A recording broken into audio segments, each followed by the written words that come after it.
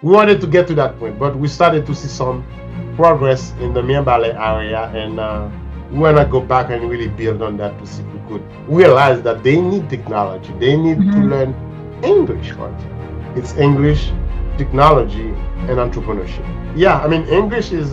It used to be that if you can say a few words in English in Haiti, c'est pour faire border, pour faire shelter, but nowadays Now you needed to English, actually yeah, I mean, if you work. learn English, if you can master English in Haiti, it's a job. Yeah.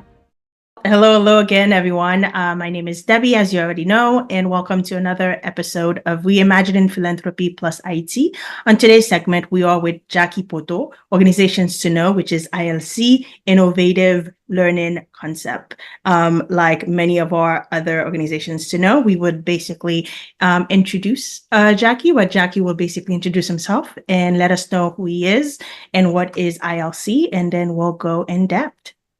Cool. Jacky. It's a pleasure to be with you, Debbie, and thanks for having me. I think we're gonna spend some time to really teach people about exactly what is it that we've been involved in. My name is Jacky Poteau. I was born in Haiti, Central Plateau, Plateau Central. Miambale. I left Haiti when I was 24 years old. Mm. Way back in 1987. So people already guessed my age. Yeah, when I first came here, I couldn't really speak English, and in fact, I tell this joke all the time. It took me the first 4 years to be able to hold a conversation, like a 5-minute conversation, because I didn't Mhm. make mistake, and all that. But I went to school, attended BU, Boston University, and I got a master's in social work from BU. And then I waited 10 years after that to go back and earn a second master in health and medical informatics. I came here. It took me some time to really get acclimated, get assimilated into this new culture, but I have always stayed close to Haiti, close to the culture, to the people. I've always been involved in community activities. And in 2000, fast forward to 2006, a colleague and mine and I, we decided attention back to Haiti. Basically, we decided to give back, and that's how I co-founded FATEM, which is Fondation pour l'avancement technologique et Mhm. économique de Mirabal. So FATEM 2006 spent 8 years leading FATEM, and then in 2016 I decided to come back. We ended up FATEM in 2014, and we come back in 2016 with innovative learning concepts because I've always wanted to train young people in Haiti the opportunities of the 21st centuries. We're talking about business opportunity, employment opportunities. So, given all the advances in technology, and I said to myself, well, why don't we use technology to train people in Haiti? Because not all of them will be able to leave the country like we are witnessing now, but even when they are in Haiti, they'll be able to learn something and be able to use that knowledge to make a living while in Haiti. So that's how we came up with innovative learning concepts. And then we'll dive more into that with your questions. No, I remember, was it two years ago or 3 years ago that I was one of your not necessarily trainers, but like your students had to then practice with me. Conversation facilitator. Yeah, Exactly. yeah. That one was fun. And I know that like, with like you kind of went into how Mhm. it is that you guys were inspired to create ILC, and Fatem kind of like jump started ILC. Exactly. Can you discuss like the role that technology actually plays to enhance the work that you guys do? Because not everyone has the facility to use Zoom Mhm.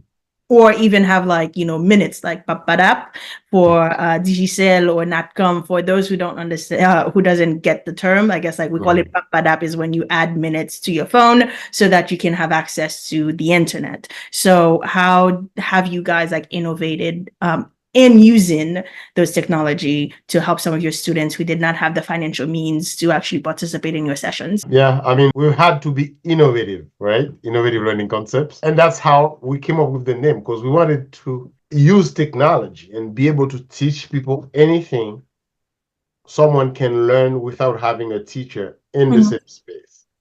Whether it's learning computers or learning English, anything that can be done remotely, we wanted to get into that. As far as the role of technology, really, the way we teach our method is really remote learning. Because with the help of technology, you no longer confine within four walls. And plus, there's not enough teachers available to teach everyone who wants to learn. Well, if you have, as long as you have access to the internet and energy, you can have a class under a tree or anywhere.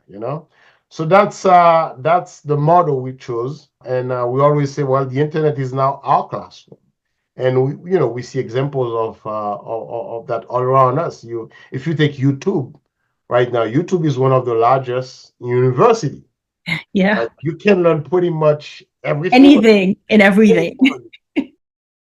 LinkedIn Learning, for example, Udacity, Udemy, edX, all these different platforms allow people to really learn whatever you can. ILC, what we've been doing is figuring out a way to bring people together. That's how we invested in a good, decent internet connection.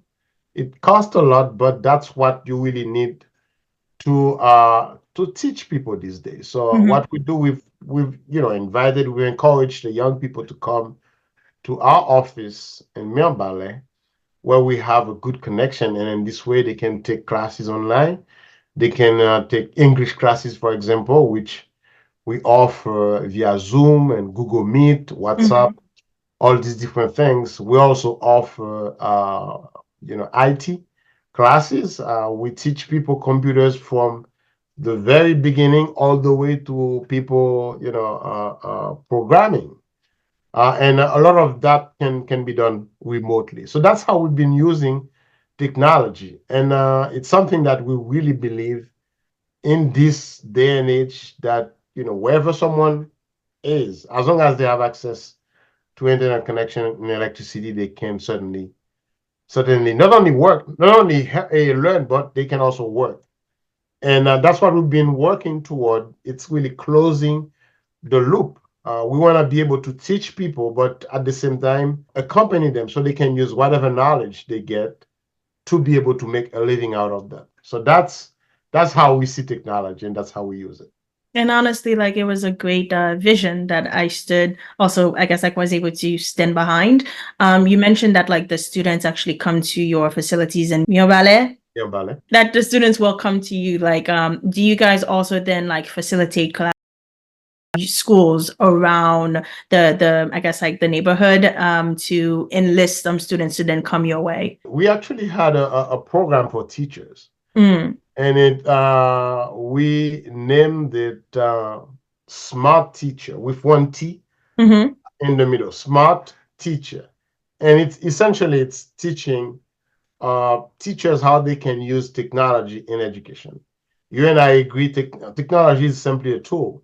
I mean, you can use it to destroy things, or you can use it at the same time to build. So we Mm-hmm. think, if we can teach them how to use things like a smartboard, for example, how Google to use Classroom. Google Classroom. Yeah. They certainly can have students do exercises in class, but at the same time, they can assign exercises they can access via Google Classroom. Even if they're home, they can still have access to those. So we've collaborated with a couple of schools in the Mm-hmm. area, but people tend to be. It takes time. It's a learning curve for us, and in a country like Haiti, where internet access is not universal, it takes a bit of time. But we started to really see some progress. Some of the school directors or school leaders, they really starting to be open to technology. And at one point, we were gonna try see if we could emulate a school in Port-au-Prince called Catspoissoir, which is really technology based. I mean, children in second or first grade have to have like an iPad or something. So we wanted to get to that point, but we started to see some progress in the Miembale area, and we want to go back and really build on that to see if we could yeah, gather more schools to really believe in technology and be able to use it. Now, random question for you. Why Miobale? Well, that's where I'm from. Mm-hmm. I was born in Miembale. So, it's always good to start in one place, and Mm-hmm. because people know you, you sort of have a story. People know my father. They used to know my parents, so it's easier this way. But our philosophy at ILC is to adopt a method that people around the country can use. If you take SNE, which is an annual tech summit we used to have in the Central Plateau.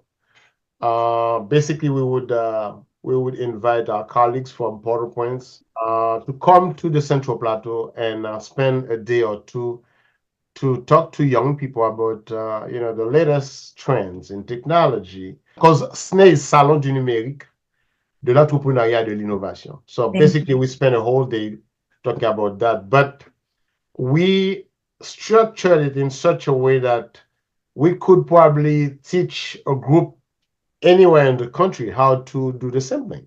Mm-hmm. They can. We started actually to write a guide on how to organize a snake wherever you are. Mm-hmm.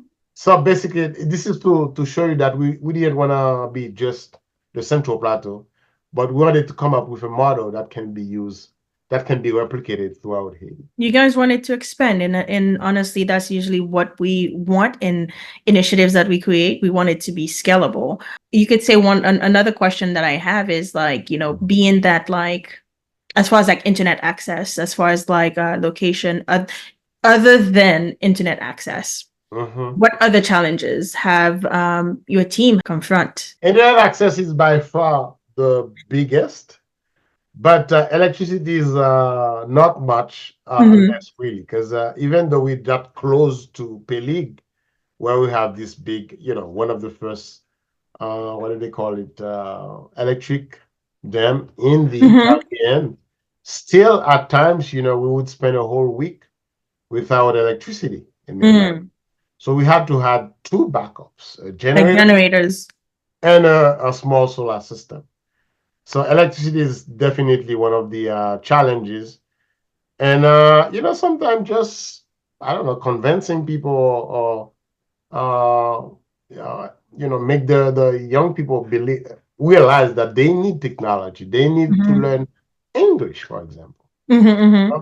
Because that's one of the three things we focus on at ILC. It's English, technology, and entrepreneurship. Mm. But yeah, I mean, English is it used to be that, if you can say a few words in English in Haiti, c'est pour café border, pour faire shelbe, but nowadays, Now you need it to English, actually yeah, I mean, if you work. learn English, if you can master English in Haiti, it's a job. Yeah. Yeah, I mean, it's a way for you to earn some money Mm-hmm. with missionaries going back and forth between Haiti and the US. So, and plus, people have been taking classes from all those online platforms that I cited earlier. Even there's a University of the People. I think that they based in California. I don't know if you're I, familiar with I'm not University aware of the of them. People.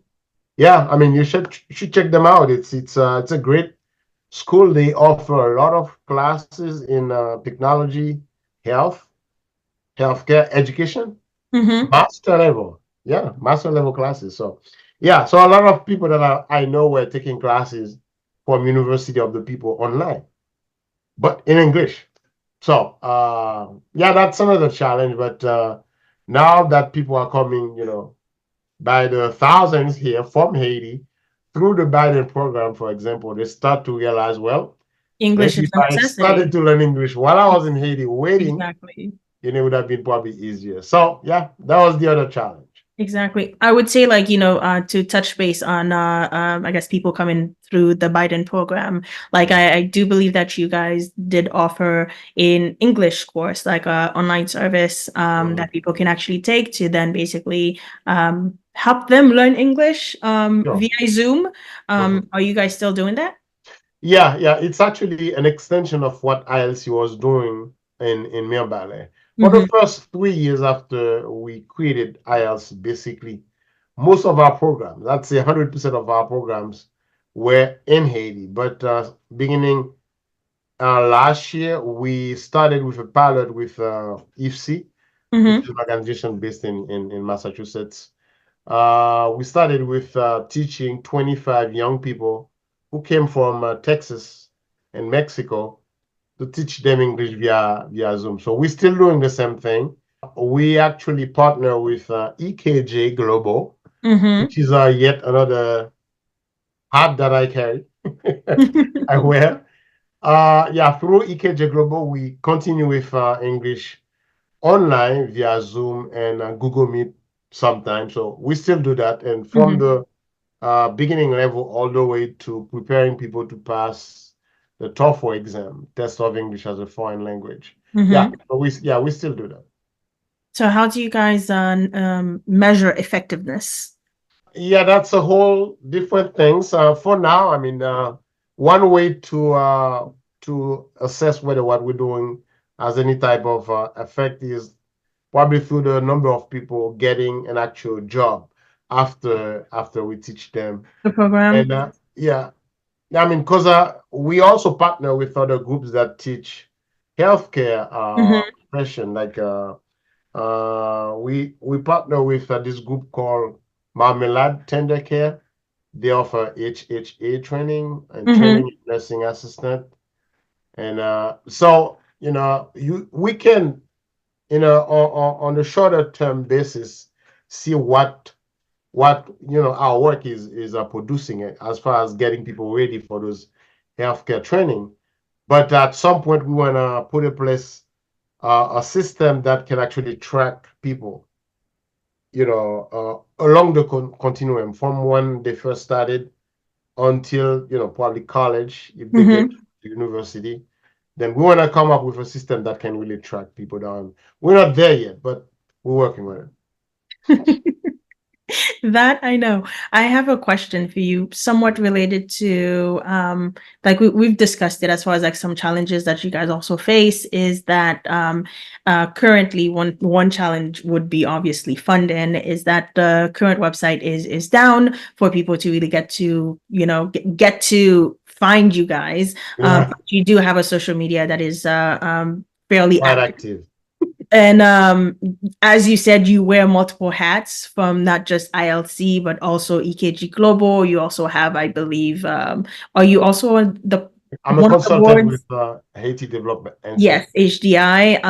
And so what advice would you give, I guess, like philanthropic organizations or individuals interested in supporting education, Mhm. reform, and community development in Haiti, since you have been more in the education sector? Yeah, no, definitely. I think one of the things that we've come across is what we see as a donor fatigue. I think that's the term they use. For IT the past, fatigue, donor fatigue. donor fatigue, yeah. Yep. I think people who've been really supportive of development initiatives in Haiti have not really seen much progress. Mm-hmm. It's like we haven't had anything really to show for what we've been getting, the type of assistance we've been getting from folks. Mm-hmm. Some people, will continue to support Haiti, and we're glad we still have friends like that. But uh, even us, at times we ask ourselves, well, could we do things better? And people have been really tired, and I think it's been affecting a lot of organizations like ILC. For the past 3 years, we used to get funding from the U.S. Embassy, for example. Mm-hmm. But for the past 3 years, we haven't received anything, and we continue to operate timidly with support from individuals that believe in our mission and the work Mhm. that we do, but it does affect a lot of the other organizations. So I think we are at a point where I would advise organizations to band together, to submit like joint proposals. Mhm. And I think this is what we're doing in the Boston area too, through some work we're doing to really support organizations that are doing actively supporting providing services to immigrants. We're trying to submit, large proposal. You could have 5, 6 different organizations submit one proposal, and then, really clearly describe what portion of the work each of Each them will be organization will do. responsible for. Mhm. Mhm. But that's what I would advise now, because when funders see that 10 different organizations doing the exact same thing, submitting 10 proposals, Yeah, but they start questioning that. that is true. I mean, the beautiful example would be, I would say last week when I was in Boston. It was in partnership with the Haitian Chamber of Commerce in Boston, correct? Mhm. Where you guys hosted a job fair for the newly immigrants coming to the Boston area looking for jobs. And that I guess like there were two comments that stuck with me is that there were some people that were happy, to have had the opportunity to find employment or submit their resumes to open available jobs Mhm. versus there were some that were not happy and wishing that the Chamber of Commerce goes out of business and not understanding Yeah. not understanding the I guess like the interwork of like nonprofit or not Exactly. necessarily nonprofit or chambers of commerce, like the sort of events that they host in their community that actually support. Just because you were not qualified doesn't mean that other people should I guess suffer. Mhm. I guess that's the one I'm looking for. um, Yeah. Yeah. and at the same time, I guess like with the collaboration with not just the Haitian Chambers of Commerce, what other collaborations is ILC doing very timidly, as you said? Yeah. I mean, again, through my role at Haiti Development Institute, I am one of the people leading this new effort to bring together different stakeholders, representatives of organizations that have been involved actively in supporting immigrants. So what we're trying to do is form a coalition whereby different various colleagues could come together, and some folks who are experts in workforce development, which is a Mhm. big piece in the work, and then you also have healthcare, mental health, which we try to combine into health and wellness. And then you have information, you have a communication and resources, because our objective is really to try to enhance the coordination of information and resources. Mhm. Mhm. It's not like organizations that are providing services to immigrants are not doing enough. They're doing all they can. It's just that as a community, we've been overwhelmed. I Yeah. don't think anyone, even the Biden administration, was ready. No one was ready for this. We're talking about close to at least 15,000 Haitians coming to the US every single month. Mm. From Haiti, it's 5,000 per the Biden administration, but also you're getting a lot of people from Mexico, from Chile, from Brazil. Yeah. As we're speaking, a good 50 to 75 people are sleeping at I- the Logan Airport every night. Yeah. So, it's a lot to handle. And as a community, I mean, I've been witnessing it since I came here. We tend to react to crisis. So we don't really have a structure ready to deal with a situation like this. So that's what I we try to do through this new initiative. I would say I do like what you said. We tend to act to be more reactive, like Mhm. emotional based to certain crises and where we don't necessarily come together strategically to Yeah, come up with a plan that can ultimately help us in the long run. sure. As you said, now looking ahead, what are ILC's plans for the future, and how can the broader community get involved in supporting the organization's work? Well, we'll certainly continue with what we've been doing, Mhm. and we've been focusing on three main pillars: continue to teach English to as many young Haitians as possible. Mhm. And thanks to technology, we can teach anyone English anywhere as long as they have access to electricity and a reliable internet connection. I'm Mhm. talking anywhere on this planet. We have a good partnership with intercambio.org, Mhm. which is a group of people dedicated to teaching English. They also do teacher training, Mhm. and they have a very comprehensive training that only takes 7 hours total. In 7 hours, someone with a good foundation in English can take that 7 hour training and be able to teach at the beginning level. So that's like, With 7 hours, obviously they'll be able to like take it at their own time and own pace, correct? sure. Okay. Yeah, they don't have to sit and do For it in seven 7 hours. hours. Yeah, it's 7 hours total. You could do 2 hours, 2 hours, then 1 hour here. But in total, you should complete the training in 7 hours. Mm. So with that, it's really easier to recruit and to train teachers. We're talking about university students who are Mm. willing to, help in this. This is a crisis. This is an emergency. All these people coming to this country, most of them need to learn English. Yeah, A lot of them need a place to stay. They need work. And as any ordinary work you're doing now, they ask you to go log in somewhere, put this information. So you need to know some English. that's true. And then, yeah, and then another thing that we'll continue to do at ILC is teach people technology. You know, it's still difficult to teach folks at the very beginning level Mm-hmm. remotely how to move a mouse, how to point here, point there.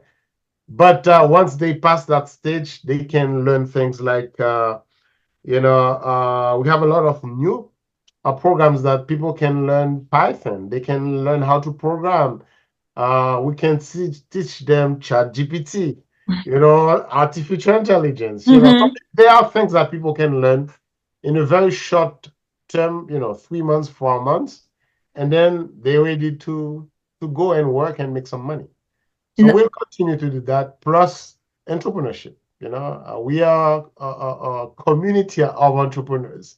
You have people coming to Haiti ready to open a business. They don't That even is know true. yet how the credit system works. They don't know yet how banking works in this country, but yet they have this mindset, I need to do something, I need because to that's what they were hustle. doing in Haiti. So we Yeah. ready to teach people, how to use technology in business. We ready to teach them basic entrepreneurship notions, and most importantly, how to access credit. Where to go to get loans and everything. Okay. Yeah. That sounds like a very, you could say that's something that is needed within the community, especially for new individuals coming here where they don't understand the concept of credit or the concept of, I guess like you need you need Mhm. support, like you need a Yeah. good support system that you can't just readily do everything on your own. That there's certain rules that needs to be respected to do certain Mhm. businesses, and like with the concept of technology as well as like you using education to help these individuals, like what else would you Sure. say that you would want from the community, like what sort of support, how can people find you, and how can people donate to your cause? Yeah. Well, a couple of things. Right now, we're trying to get desktop and mostly laptops, because Mm-hmm. laptops are easier for people to use. I mean, a lot of the classes we offer and other types of trainings, English classes, healthcare classes, we we offer them remotely, and it's really challenging for someone to follow On classes their on the phone. phone. Yeah. Yes. So if people, even if they don't have computers themselves to donate, but if they know there's a place that would donate computers, they can always call us. Uh, we use You'll seven provide me seven this four. number at least, to Yeah, there's a number three. They can call 774-339-7039. awesome. Yeah. And I would say last piece would be, what would you tell the not only the Haitian community, but you said it yourself, donor fatigue. What would Mhm. you tell individual donors as well as foundations the need for their funding? What would you tell them to motivate them to give to not only to your organization but also organizations doing good not only in Haiti but also in the diaspora community? What would you tell them today? Well, if not us, then who? If Mm. not how? If not now, then when? When We can save ourselves. We all in this together. Giving a good education to young people in Haiti, young people coming right now to this country. I think it's really strengthening our community, and we have to do it. You don't have to give a lot, but if you can commit, I don't know, $20, $25 a month to an organization which you deem is doing good job, by all Mhm. means, please do. Because if ILC can count on 100 people giving $20 each month, that's a lot of money. Yeah. Okay. So think of it that way. I mean, we have to be the ones doing it, and we have to support each other. I'm where I am today because someone else helped me. So I tend to in turn do the same thing. So I would really encourage people to donate. And if you have questions about something that we doing, if you have suggestions for us, you can always call us. Again, I think I made a mistake in the number earlier. It's 774-339-8039. 774-339-8039. Yeah, Thank you can you. call this number and we'll definitely get back to you. And I will also link some resources for anyone who's basically going to be watching this later on, as far as Sure. like the Facebook link. I know we on Facebook, it's at ILC Haiti. On YouTube, I think it's the same thing. Twitter, same thing, at ILC Haiti. Awesome. Thank you. And thank you for joining me today. And I will Sure, message you later. no problem. Thank All you right very then. much for having me. All right then. Bye. Bye bye.